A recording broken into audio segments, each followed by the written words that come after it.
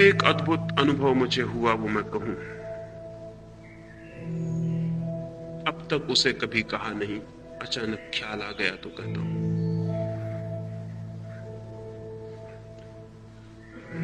कोई 12 साल पहले, 13 साल पहले, बहुत रातों तक एक वृक्ष के ऊपर बैठकर ध्यान करता था।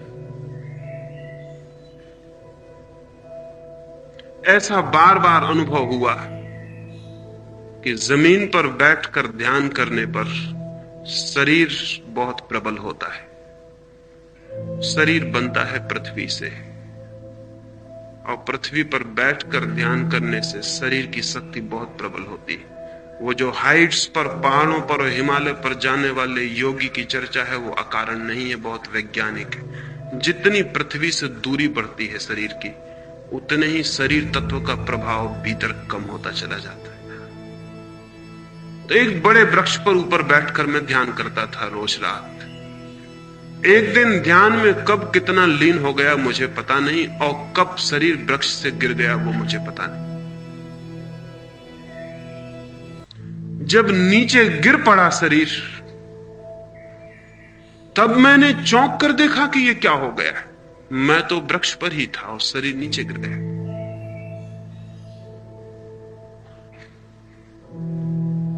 कैसा हुआ अनुभव कहना बहुत मुश्किल है। मैं तो वृक्ष पर ही बैठा था और शरीर नीचे गिरा था, और मुझे दिखाई पड़ रहा था कि वो नीचे गिर गया। सिर्फ एक रजत रज्जू, एक सिल्वर कार्ड नाभि से और मुझ तक जुड़ी हुई थी, एक अत्यंत चमकदार शुभ्र रेखा। कुछ भी समझ के बाहर था कि अब क्या होगा, कैसे वापस लौटूंगा।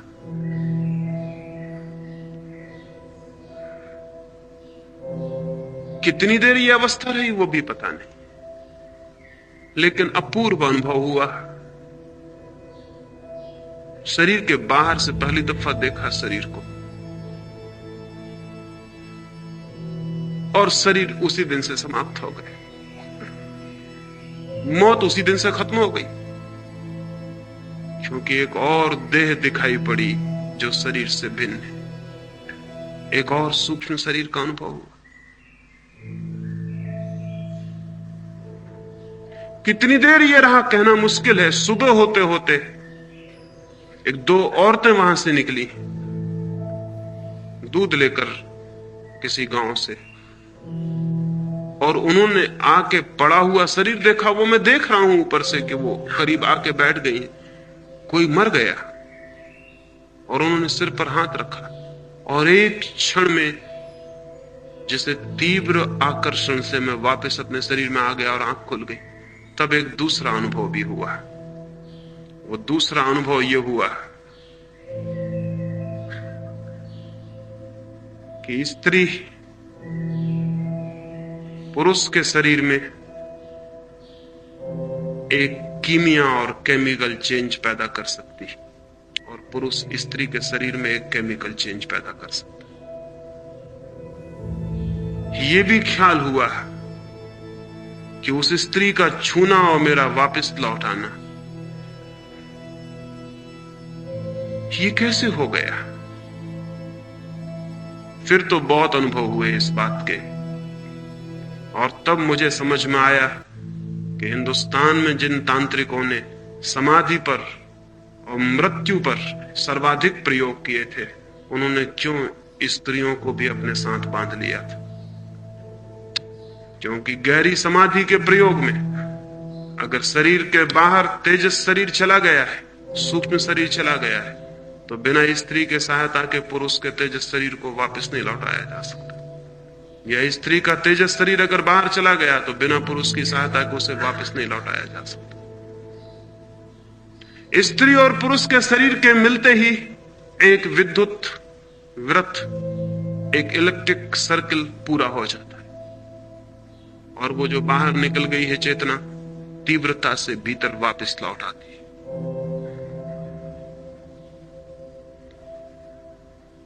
फिर तो 6 महीने में कोई 6 बार वो अनुभव हुआ निरंतर, और 6 महीने में मुझे अनुभव हुआ कि मेरी उम्र कम से कम 10 वर्ष कम हो गई। कम हो गई मतलब 10 वर्ष। अगर मैं 70 साल जीता तो अब 60 ही साल जी सकूंगा।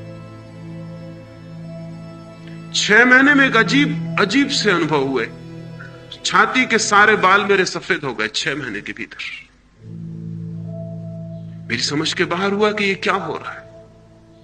और तब ये भी ख्याल आया कि इस शरीर और उस शरीर के बीच के संबंध में व्याघात पड़ गया है। उन दोनों का जो तालमेल था वो टूट गया है।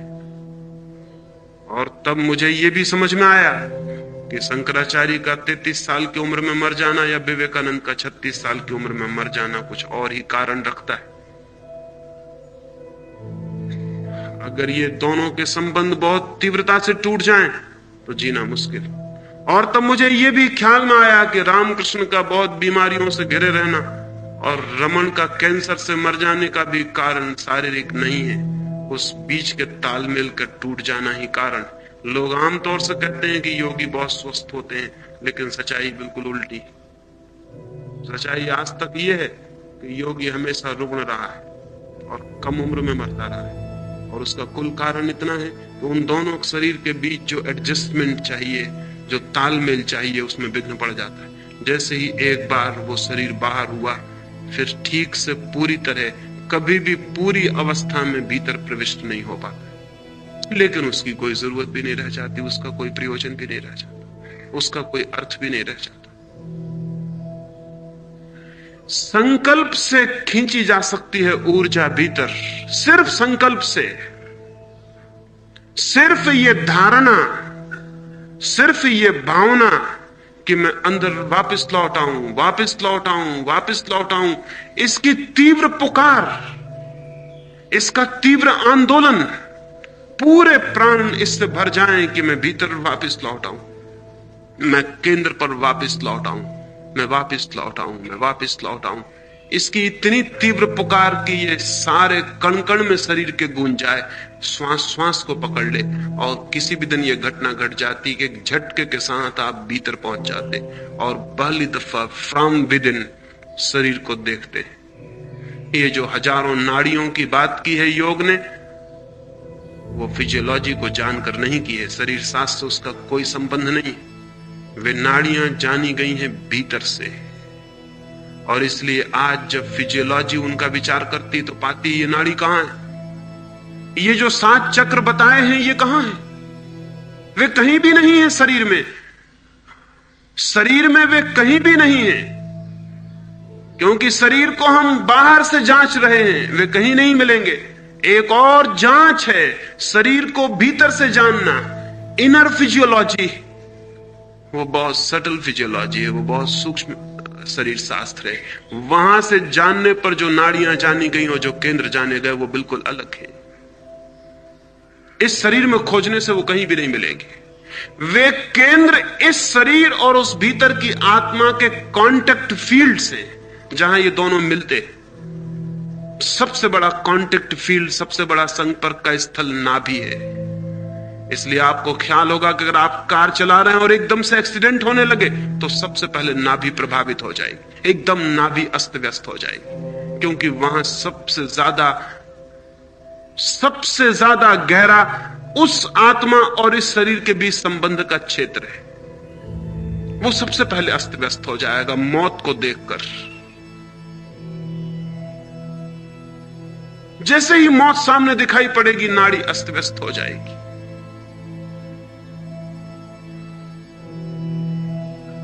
नाभि अस्त व्यस्त हो जाएगी।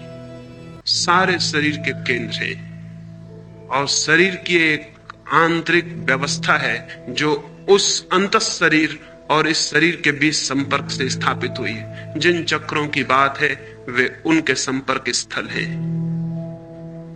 निश्चित ही एक बार भीतर से शरीर को जानना एक बिल्कुल ही दूसरी दुनिया को जान लेना, जिसका हमें कोई भी पता नहीं, जिससे मेडिकल साइंस जिसके संबंध में एक शब्द भी नहीं जानती और नहीं जान सकेगी अभी। एक बार यह अनुभव हो जाए कि मैं अलग और ये शरीर अलग, मौत खत्म हो गई, मृत्यु नहीं है फिर। और फिर तो शरीर के बाहर आके खड़े होकर देखा जा सकता है। तो ये कोई फिलसफिक विचार नहीं है, ये कोई दार्शनिक तात्व चिंतन नहीं है कि मृत्यु क्या है, जीवन क्या है। जो लोग इस पर विचार करते हैं वो दो कौड़ी का भी फल कभी नहीं निकाल पाते। ये तो है एग्जिस्टेंशियल अप्रोच, ये तो है अस्तित्ववादी खोज।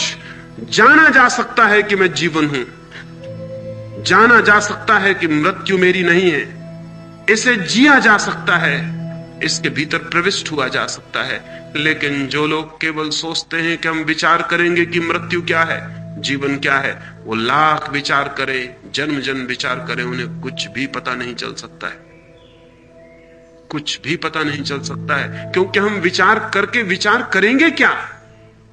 विचार किया जा सकता है उसके संबंध में जिसे हम जानते हो, जो नोन है, जो ज्ञात है, उसके बाबत विचार हो सकता है। जो अननोन है, अज्ञात है, उसके बाबत कोई विचार नहीं हो सकता। आप वही सोच सकते हैं जो आप जानते हैं। कभी आपने ख्याल किया, आप उसे नहीं सोच सकते जिसे आप नहीं जानते। उसे सोचेंगे कैसे? How to conceive it? उसकी कल्पना ही कैसे हो सकती, उसकी धारणा कैसी हो सकती जिसे हम जानते ही नहीं है। जीवन हम जानते नहीं, मृत्यु हम जानते नहीं, सोचेंगे हम क्या? इसलिए दुनिया में मृत्यु और जीवन पर दार्शनिकों ने जो कहा है उसका दो कौड़ी भी मूल्य नहीं है। फिलोसफी की किताबों में जो भी लिखा है मृत्यु और जीवन के संबंध में, उसका कौड़ी भर मूल्य नहीं है। क्योंकि वो लोग सोच सोच के लिख रहे हैं, सोच के लिखने का कोई सवाल नहीं है। सिर्फ योग ने जो कहा है जीवन और मृत्यु के संबंध में, उसके अतिरिक्त आज तक सिर्फ शब्दों का खेल हुआ है। क्योंकि योग जो कह रहा है वो एक एग्जिस्टेंशियल, एक लिविंग, एक जीवंत अनुभव की बात है। आत्मा अमर है, ये कोई सिद्धांत, कोई थ्योरी, कोई आइडियोलॉजी नहीं है। ये कुछ लोगों का अनुभव है, और अनुभव की तरफ जाना हो तो ही अनुभव हल कर सकता है इस समस्या को कि क्या है जीवन, क्या है मौत। और जैसे ही अनुभव होगा, ज्ञात होगा जीवन है, मौत नहीं है, जीवन ही है, मृत्यु है ही नहीं। फिर हम कहेंगे लेकिन ये मृत्यु तो घट जाती है। उसका कुल मतलब इतना है कि जिस घर में हम निवास करते थे उस घर को छोड़कर दूसरे घर की यात्रा शुरू हो जाती। जिस घर में हम रहे थे उस घर से हम दूसरे घर की तरफ यात्रा करते। घर की सीमा है, घर की सामर्थ्य। घर एक यंत्र है, यंत्र थक जाता है, जीर्ण हो जाता है और हमें पार हो जाना होता है। अगर विज्ञान ने व्यवस्था कर ली तो आदमी के शरीर को 100, 200, 300 वर्ष भी जिलाया जा सकता है। लेकिन उससे यह सिद्ध नहीं होगा कि आत्मा नहीं है। उससे सिर्फ इतना ही सिद्ध होगा कि आत्मा को कल तक घर बदलने पड़ते थे, विज्ञान ने पुराने ही घर को फिर से ठीक कर देने की व्यवस्था कर दी। उससे यह सिद्ध नहीं होगा। इस भूल में कोई वैज्ञानिक ना रहे कि हम आदमी की उम्र अगर 500 वर्ष कर लेंगे, 1000 वर्ष कर लेंगे तो हमने सिद्ध कर दिया कि आदमी के भीतर कोई आत्मा नहीं। इससे कुछ सिद्ध नहीं होता। इससे इतना ही सिद्ध होता है कि मैकेनिज्म जो शरीर का था, उसे हम आत्मा को इसलिए बदलना पड़ता था कि वो जरा जीर्ण हो गया था। अगर उसको रिप्लेस किया जा सकता है, हृदय बदला जा सकता है, आंख बदली जा सकती है, हाथ पैर बदले जा सकते हैं, तो आत्मा को शरीर बदलने की जरूरत ना रही। पुराने घर से काम चल जाएगा, रिपेयरमेंट हो गया है। उससे कोई आत्मा नहीं है, ये दूर से भी सिद्ध नहीं होता। और यह भी हो सकता है कल कि विज्ञान टेस्ट ट्यूब में जन्म को, जीवन को पैदा कर सके, और तब शायद वैज्ञानिक इस भ्रम में पड़ेगा कि हमने जीवन को जन्म दे लिया। वो भी गलत है, वो भी मैं कह देना चाहता हूं, उससे भी कुछ सिद्ध नहीं होता। मां और बाप मिलके क्या करते हैं मां के पेट में? एक पुरुष और एक स्त्री मिलके क्या करते हैं स्त्री के पेट में? आत्मा को जन्म नहीं देते। They just create a situation. वे सिर्फ एक अवसर पैदा करते हैं जिसमें आत्मा प्रविष्ट हो सकती है। मां का और पिता का अणु मिलकर एक अपॉर्चुनिटी, एक अवसर पैदा करते हैं, एक सिचुएशन जिसमें कि आत्मा प्रवेश पा सकती। कल ये हो सकता है कि हम टेस्ट ट्यूब में ये सिचुएशन पैदा कर दें, इससे कोई आत्मा पैदा नहीं हो रही। मां का पेट भी तो एक टेस्ट ट्यूब है, एक यांत्रिक व्यवस्था है, वो प्राकृतिक है। कल विज्ञान ये कर सकता है कि प्रयोगशाला में जिन जिन रासायनिक तत्वों से पुरुष का वीर्याणु बनता है और स्त्री का अणु बनता है, उन रासायनिक तत्वों की पूरी खोज और प्रोटोप्लाज्म की पूरी जानकारी से यह हो सकता है कि हम टेस्ट ट्यूब में रासायनिक व्यवस्था कर ले। तब जो आत्माएं कल तक मां के पेट में प्रविष्ट होती थी, वे टेस्ट ट्यूब में प्रविष्ट हो जाएंगी, लेकिन आत्मा पैदा नहीं हो रही। आत्मा अब भी आ रही है। जन्म की घटना दोहरी घटना है, शरीर की तैयारी और आत्मा का आगमन, आत्मा का उतरना।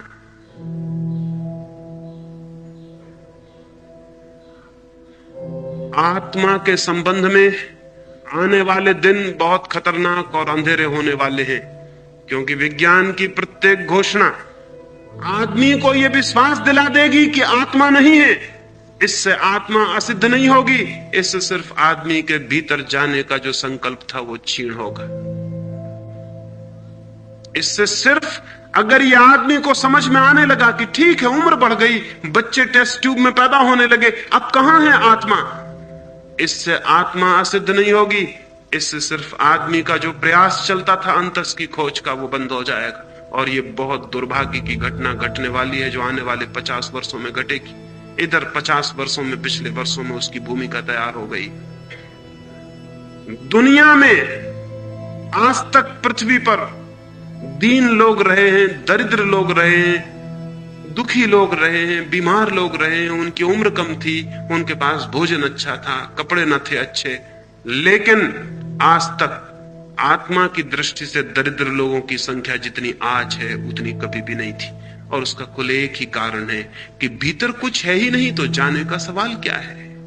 एक बार अगर मनुष्य जाति को यह विश्वास आ गया कि भीतर कुछ है ही नहीं, तो वहां जाने का सवाल खत्म हो जाता है। आने वाला भविष्य अत्यंत अंधकारपूर्ण और खतरनाक हो सकता है। इसलिए हर कोने से इस संबंध में प्रयोग चलते रहने चाहिए कि ऐसे लोग खड़े होकर घोषणा करते रहें, सिर्फ शब्दों की और सिद्धांतों की नहीं, गीता और कुरान और बाइबल की पुनरुक्ति की नहीं, बल्कि घोषणा कर सकें जीवंत कि मैं जानता हूं कि मैं शरीर नहीं हूं।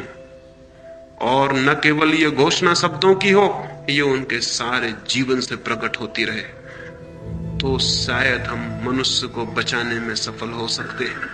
अन्यथा विज्ञान की सारी विकसित अवस्था मनुष्य को भी एक यंत्र में परिणित कर देगी। और जिस दिन मनुष्य जाति को यह ख्याल आ जाएगा कि भीतर कुछ भी नहीं है, उस दिन शायद भीतर के सारे द्वार बंद हो जाएंगे। और उसके बाद क्या होगा कहना कठिन। आज तक भी अधिक लोगों के भीतर के द्वार बंद रहे हैं, लेकिन कभी कभी कोई एक साहसी व्यक्ति भीतर की दीवारें तोड़ के घुस जाता है। कभी कोई एक महावीर, कभी कोई एक बुद्ध, कभी कोई एक क्राइस्ट, कभी कोई एक लाओस से तोड़ देता है दीवार और भीतर घुस जाता है। उसकी संभावना भी रोज रोज कम होती जा रही है।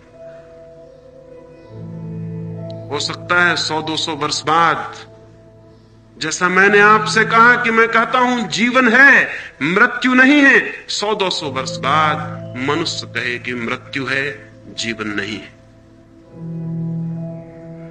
इसकी तैयारी तो पूरी हो गई है। इसको कहने वाले लोग तो खड़े हो गए हैं। आखिर मार्क्स क्या कह रहा है? मार्क्स ये कह रहा है कि मैटर है, माइंड नहीं है। मार्क्स ये कह रहा है कि पदार्थ है, परमात्मा नहीं है। और जो तुम्हें परमात्मा मालूम होता है वो भी बाई प्रोडक्ट है मैटर की, वो भी पदार्थ की ही उत्पत्ति है, वो भी पदार्थ से ही पैदा हुआ है। मार्क्स ये कह रहा है कि जीवन नहीं है, मृत्यु है, क्योंकि अगर आत्मा नहीं है, पदार्थ है, तो फिर जीवन नहीं है, मृत्यु है।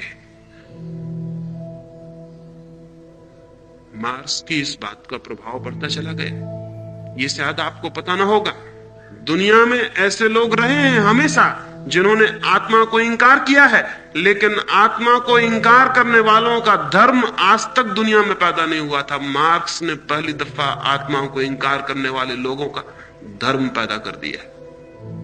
नास्तिकों का अब तक कोई ऑर्गेनाइजेशन नहीं था।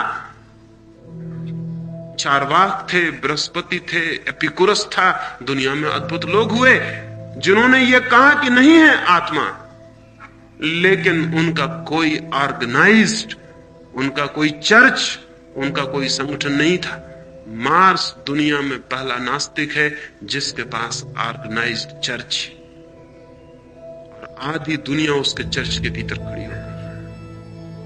और आने वाले 50 वर्षों में बाकी आधी दुनिया भी खड़ी हो जाएगी।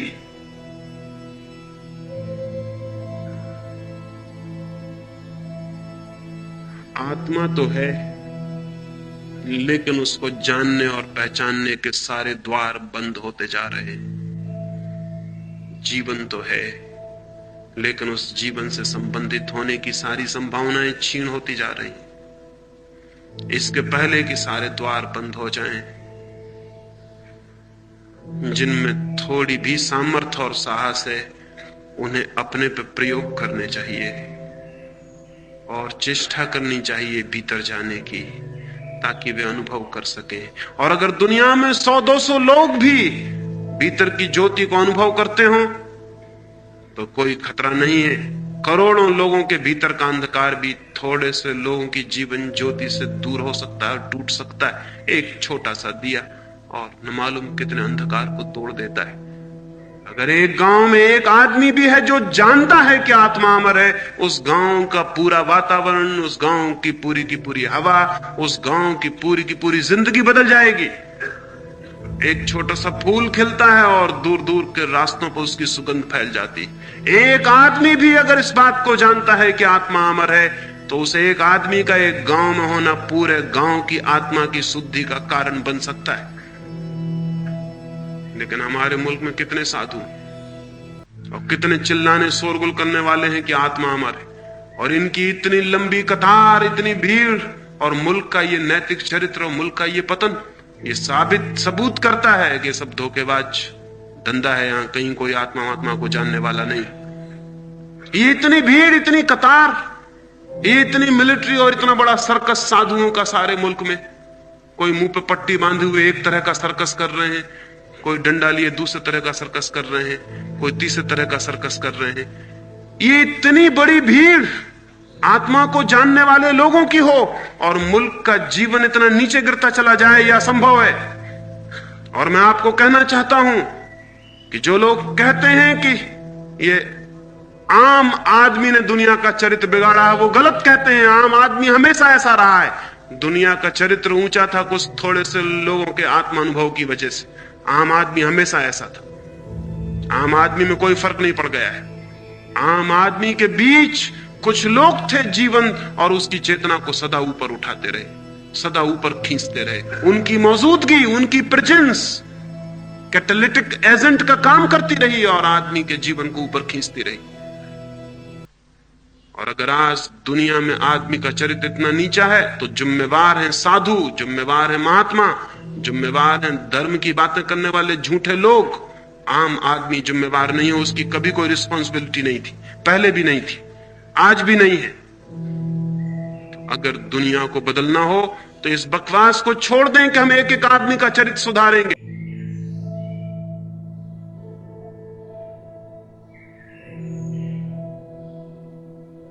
नमस्कार, स्वागत है आपका इस एक और नए वीडियो के, इस एक और नए डीपर डाइव सेक्शन में। पिछले हफ्ते के लिए मेरी तरफ से माफी। हमारी टेक्निकल इश्यूज आ गए थे सिस्टम में और चैनल में चलते हुए, तो उस कारण हम एक वीडियो पिछले हफ्ते की मिस हो गई। टेक्निकल तो संडे की वीडियो मिस हुई है, लेकिन वैसे थर्सडे की वीडियो मिस हुई थी, तो फिर थर्सडे वाली संडे को डाल दी हम लोगों ने। और संडे वाली वीडियो जो थी जिसमें मैं आपसे मिलने वाला था, वो हम नहीं डाल पाए। उसके लिए हमारी तरफ से आपसे बहुत बहुत माफी। दूसरी एक जरूरी सूचना, आप लोगों ने वीडियो के बीच में ऐड देखा होगा, तो मैं उम्मीद करता हूँ आप सब लोग अपने भाई के दूसरे चैनल को, क्योंकि वो एक मेरा ऐसा कोशिश है, या एक मेरी तरफ से ऐसी कोशिश ही कहूँगा, जो मैं बचपन से चाहता था, बहुत जब छोटा था, या जब मैं 8th क्लास में था। तो मुझे उम्मीद करता हूँ आप लोग एक बार उस चैनल को जरूर विजिट करेंगे। उसके बाद आपको पसंद आता है तो प्लीज लाइक शेयर सब्सक्राइब जरूर करें उसे। जितना ज्यादा आपका सपोर्ट मिलेगा, उतनी ज्यादा हमारे लिए अच्छी बात है। और मैं उतने ज्यादा अच्छे तरीके से आप सबके सामने अपना नया कंटेंट, और ये भी कंटेंट, लाता रहूंगा। एक और जरूरी बात, बहुत सारे लोग जुड़ चुके हैं ऑलरेडी, लेकिन बहुत सारे रीजन पिछले टाइम में कुछ लोग नए जरूर जुड़े हैं, लेकिन कंपेरेटिवली तो भी बहुत कम है। तो जो जो लोग अभी तक हमारे टेलीग्राम और इंस्टाग्राम पर नहीं जुड़े हैं, वो हमारे साथ जरूर जुड़े। टेलीग्राम पर अब रेगुलर बेसिस पर कंटेंट आता है, रीडिंग मटेरियल आता है, ऑडियो सेक्शंस आते हैं। आपकी ऑन डिमांड पर हम वीडियोस भी लाना शुरू कर देंगे, आप लोग वहाँ पर आए डिमांड करें। बहुत सारे लोग कमेंट्स में बोलते हैं भैया इस वाले म्यूजिक के साथ डालो, भैया उस वाले म्यूजिक के साथ डालो। यूट्यूब पर हर तरीके की म्यूजिक के साथ डालना एज अ क्रिएटर, और आप सब जानते हैं बहुत सारी पॉलिसीज के चलते पॉसिबल नहीं हो पाता, लेकिन हम ये सारी डिमांड्स टेलीग्राम जैसे प्लेटफॉर्म पर फुलफिल कर सकते हैं। तो जिसको भी कुछ ऐसी है कि भैया ये वाला म्यूजिक और उस वाले म्यूजिक के साथ, आप टेलीग्राम पर जुड़े। अब आपको बताएं आपको किस टाइप का या कौन सा पर्टिकुलर म्यूजिक आप सुनना चाहते हैं, हम उसके रिगार्डिंग कस्टमाइज वीडियो वहीं पर टेलीग्राम चैनल पर ही अपलोड करेंगे। मैं उम्मीद करता हूँ आपको हमारे ये सारे तरीके समझ आ रहे होंगे, और आप अगर कुछ और सुधार चाहते हैं, किसी और तरीके से आप चाहते हैं कंटेंट में, या किसी और तरीके से और बेहतर हो, उसके बारे में आप हमको जरूर बताएं। साथ ही साथ इंस्टाग्राम का भी लिंक मौजूद है, आप जरूर इंस्टाग्राम ज्वाइन करें। इंस्टाग्राम तो बहुत ही कम लोगों ने ज्वाइन करा हुआ है। इंस्टाग्राम जल्द से जल्द ज्वाइन करें। वहाँ पर शॉर्ट फॉर्म कंटेंट, बहुत प्यारी प्यारी रील्स और अलग अलग व्यूज के साथ कोशिश करते हैं हम अपना कंटेंट आप तक पहुंचाने की। बात करते हैं इस वीडियो की। ये वीडियो एक आई ओपनिंग थी मेरे लिए। ये मैं मृत्यु सिखाता हूँ कि एक हिस्सा है, और जिस तरीके से इसमें बात बोली गई है मृत्यु,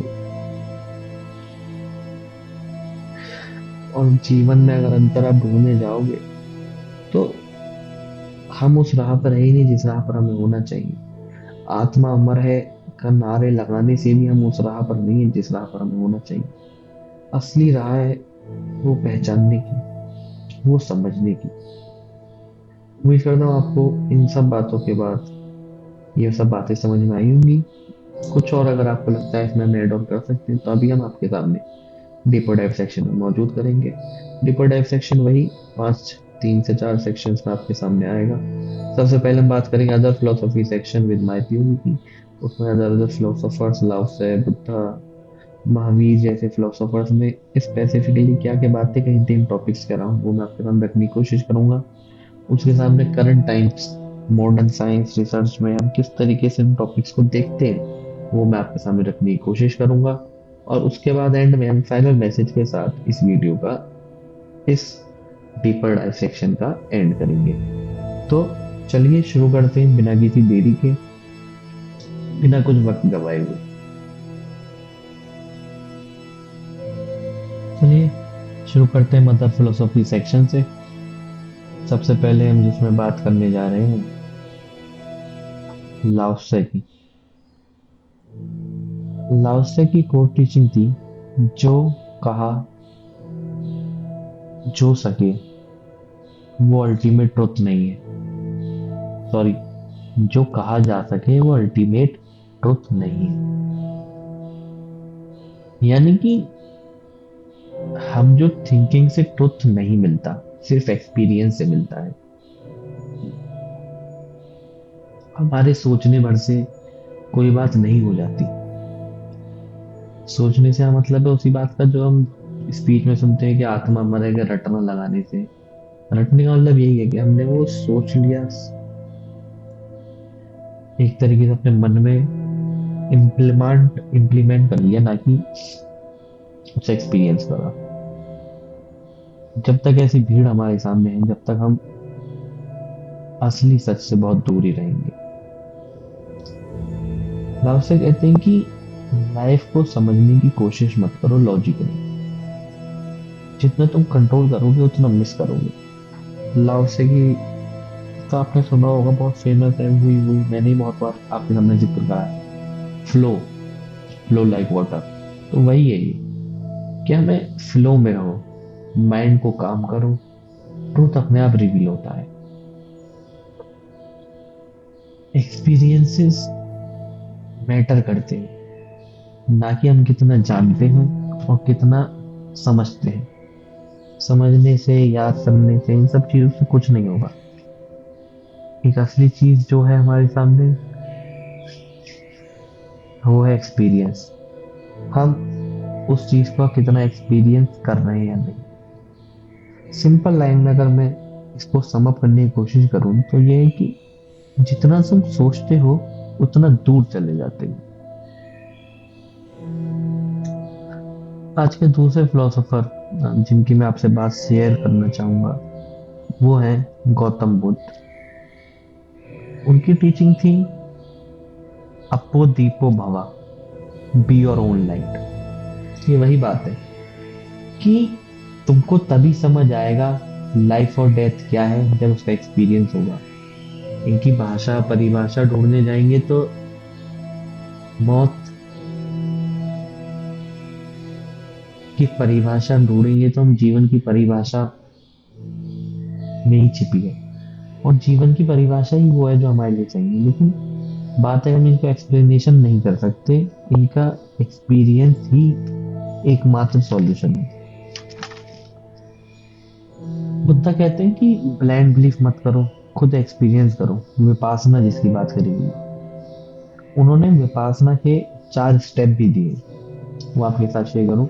तो उनके 4 स्टेप थे: observe body, observe breath, observe sensations और ऑब्जर्व माइंड। कि जितना हम ऑब्जर्वेशन करेंगे वही हमारे एक्सपीरियंस की वजह बनेगा। सर ओशो ने कहा कि मैं जानता हूं मैं शरीर नहीं हूं। इस बात का बोलना जब भी पॉसिबल है जब हम एक्सपीरियंस करेंगे। और अगर हम बस रट्टा लगाएंगे किसी के मुंह से सुन के, हमारे सामने आसपास जो लोग हैं, अगर वो बस बोल ही रहे हैं, तो हम उससे बहुत दूर जा रहे हैं। हम उसके पास तो बिल्कुल ही नहीं आ रहे, ये बात तो देखो तय है। आज के तीसरे और लास्ट फिलोसोफर मैं आपके साथ जो शेयर करना चाहूंगा, उनकी टीचिंग वो है आदि शंकराचार्य। अब इन सब की बात सुनने में एक सी ही है, क्योंकि बात एक ही है। इसमें बस बोलने का तरीका अलग है, ये बहुत सिमिलर ही है। अब ये बोलते हैं कि ब्रह्मा सत्यम जगत मिथ्या, यानी मैं बॉडी नहीं हूँ, एक और सबटल बॉडी है। ये वही बात है जो इस बीच में हमने आज सुनी है। मैं शरीर से अलग हूँ और एक और चीज है शरीर के ऊपर। शंकराचार्य कहते हैं तुम बॉडी नहीं हो, तुम प्योर कॉन्शियस हो। जो तुम देख रहे हो वो टेम्परेरी है, और जो देख रहा है अवेयरनेस वो रियल है। यही बात बार बार हमको सुनने को मिलती है अलग अलग फिलोसोफर से। एक पोएट टाइप फिलोसोफर रहे, शायद फ्रेंच काफका, या मैं शायद नाम गलत फूट कर रहा हूँ, या कोई और थे। उन्होंने कहा कि your life is governed by your unconscious mind, and if you make that unconscious mind your conscious, your life will be conscious. Unconscious mind मतलब वो मन, वो अनकॉन्शियस माइंड को अगर जानना है तो वीडियो मौजूद है, इससे पिछली से कुछ एक दो पहली वीडियो थी, आप उसको जाकर जरूर देखना। तो अनकॉन्शियस माइंड मतलब वो चित्त जो हमारे अंदर है, कैसे वो गवर्न करता है हमारी इन सारी चीजों को, कैसे उसके होने से हम समझ पाते हैं। इसमें एक बात करी है कि कार्ल मैक्स, मैंने कार्ल मैक्स के बारे में इससे पहले किसी न किसी वीडियो में जरूर बोला हो।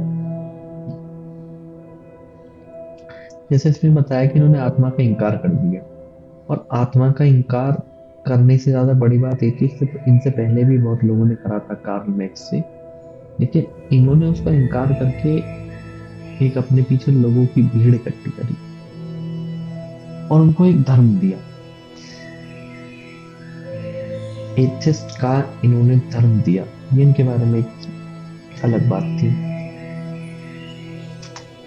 इसमें एक और जो मेरे को टॉपिक मैं लगता है मुझे आपसे शेयर करना चाहिए, वो मैं इसी में शेयर करता हूँ, मॉडर्न फिलोसफी में वो नहीं आ पाएगा, तो इसलिए कि कैसे उसने बोला कि रिस्पॉन्सिबल हम आम आदमी, कोई कॉमन मैन नहीं, रिस्पॉन्सिबल है वो कुछ इंडिविजुअल्स। अब ये अपने आप में बहुत एक कंट्रोवर्शियल और अपने आप में ही बहुत रिवीलिंग बात है, जब उसको कहते हैं कि कॉमन मैन हमेशा से ही ऐसा था।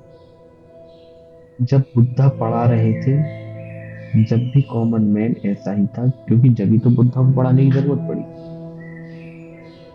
ये बात समझो, जो हम सुनते हैं, कथाएं सुनते हैं, हमारे आसपास के लोग बोलते हैं अरे पहले की सदी ये, पहले की सदी वो, उसमें पहले की सदी में अगर हम कंपेयर कर रहे हैं तो हम हमको उन आदमियों से कंपेयर नहीं कर रहे जो जब जी रहे थे नॉर्मली। समाज था, समाज जब भी वैसा था, समाज आज भी वैसा है। जब भी समाज को वही सब सिखाया जा रहा था जिसकी समाज को आज भी सीखने की जरूरत है। समाज को जब अहिंसा सिखाई जाती थी, समाज को सिखाया जाता था झूठ मत बोलो, समाज को सिखाया जाता था ईमानदारी से रहो, क्या ये चीजें आज के समाज में जरूरत नहीं है? क्या हम सीख गए हैं ये सब? नहीं। तो समाज हमेशा से वैसा ही रहा है। दिक्कत आई है इंडिविजुअल की, जैसा ओशो ने बोला।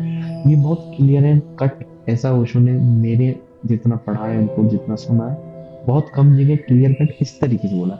ऑब्वियसली वो तो सारी बातें अपनी तरफ से क्लियर कट ही बोलते हैं, कुछ ऐसा नहीं होता कि दो पहिया हो या डुअलिटी वाला हो। लेकिन प्रॉपर हम उन इंडिविजुअल्स की तरफ देखना, ये नया था मेरे लिए, तो ऑब्वियसली नया था। यहाँ बात आ जाती है हमारे आसपास के उन लोगों पर जिनको हम फॉलो करते हैं, जिनको हमारे लोग और हम सब बहुत कुछ बड़ा समझते हैं और बहुत कुछ एक नेक्स्ट लेवल उपाधि देते हैं। उनके अचीवमेंट्स हम खुद बहुत ज्यादा समझते हैं। यह सवाल खड़ा होता है उन सब लोगों पर, और सबसे पहले हमारे ऊपर, क्या हमने हमारे आइडियल्स चुनने में गलती तो नहीं कर रखी है? क्योंकि अगर सही चुन रखे होते, तो जैसा ओशो ने बोला कि अगर आत्मा को सही में चाहने वाले, ढूंढने वाले इतने लोग इस देश में मौजूद होते, तो ये देश उस दिशा में जाता नहीं जिस दिशा में हम लोग जा रहे हैं। तो इससे बात सिद्ध है कि हमारी दिशा दिखाने की कुछ है, करने की कुछ, और वो हम डिसाइड नहीं कर रहे। हमारे आइडियल्स, वो इंडिविजुअल्स, जो कुछ लोग एक समाज पर अपनी छाप छोड़ते हैं, अपना वो करते हैं, वो कर रहे हैं। अब या तो हम उन लोगों में से एक हो जाएं, उनको मानने लगे और उन्हीं के साथ उनको अपने से बड़ा समझकर उनकी हाय पूछ में लग जाएं। लेकिन या अगर हम समझते हैं कि कुछ कमी है, तो हम उस कमी को खुद पूरा करें। इसका पिछला पार्ट जो है पुनर्जन्म वाला, उसमें उसमें बोलते हैं मैं ऐसे 100 लोगों की तलाश में हूँ। अगर 100 में से क्यों ना हम वो एक बने। सोचो इस बारे में। अब हम बात करते हैं मॉडर्न साइंस की।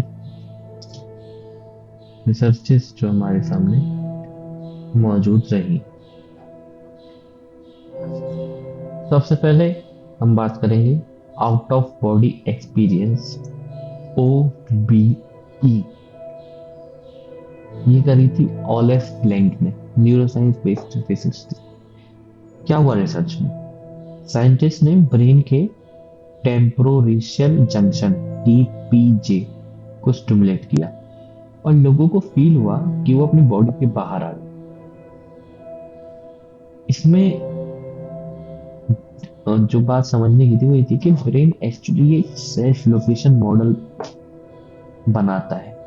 अगर वो डिसऑर्ड हो जाए तो तुम बॉडी से अलग फील करते हो। सिंपल लाइन में तुम्हारा मैं फिक्स्ड नहीं है, वो ब्रेन का कंस्ट्रक्ट है। ये बात फिलोसॉफिकली नहीं है, मैं आपके सामने इसका साइंटिफिक प्रूफ टाइप दे रहा हूँ। जो लोग रिसर्चेस को पढ़ना चाहते हो प्लीज बताएं मेरे को। मैं इन सब की सारों की लिंक आपके सामने शेयर करना चाहता हूँ, लेकिन कोई कमेंट भी नहीं करता है। पता नहीं आप लोग सुनते हैं या फिर नहीं सुनते हैं। उम्मीद करता हूँ सुनेंगे आप और बोलेंगे मेरे से, तो मैं इन रिसर्चेस के बारे में जरूर प्रिंट डाउन कर दिया करूंगा। दूसरी रिसर्च जो मैं शेयर करना चाहूंगा वो होगी हमारी body ownership illusion, rubber hand experience experiment कहते हैं। एक्सपेरिमेंट था कि फेक हैंड को स्ट्रोक किया और प्लस रियल हैंड छुपा लिया। तो ब्रेन ने क्या करा कि फेक हैंड को अपना मान लिया। आप समझ रहे हो कि हमारी बॉडी भी 100% रियल आइडेंटिटी नहीं है। हमारा ब्रेन इजीली कंफ्यूज हो जाता है कि ये मैं हूँ। जब रबड़ हैंड को उसने अपना माना तो ये बताता है कि बॉडी इंडेफिनिट 100% नहीं। एक और बहुत इंटरेस्टिंग रिसर्च है, बहुत ज्यादा आपने शायद सुना भी होगा, ये तो बहुत वायरल भी होती है, तो सुना होगा अगर आपने तो। Near death experience Sam Parnia. Research कहती है कि कार्डियक अरेस्ट के बाद भी कुछ लोग अवेयरनेस रिपोर्ट करते हैं और अपनी बॉडी को देखने का एक्सपीरियंस बताते हैं। यानी कि बॉडी के बाहर आकर भी एक्सिस्टेंस पॉसिबल है। और इसमें जो पॉइंट्स हमारे सामने आए वो आते हैं कि consciousness may not be fully dependent on brain. जो बोला, अगर हम असलियत में अनकॉन्शियस को कॉन्शियस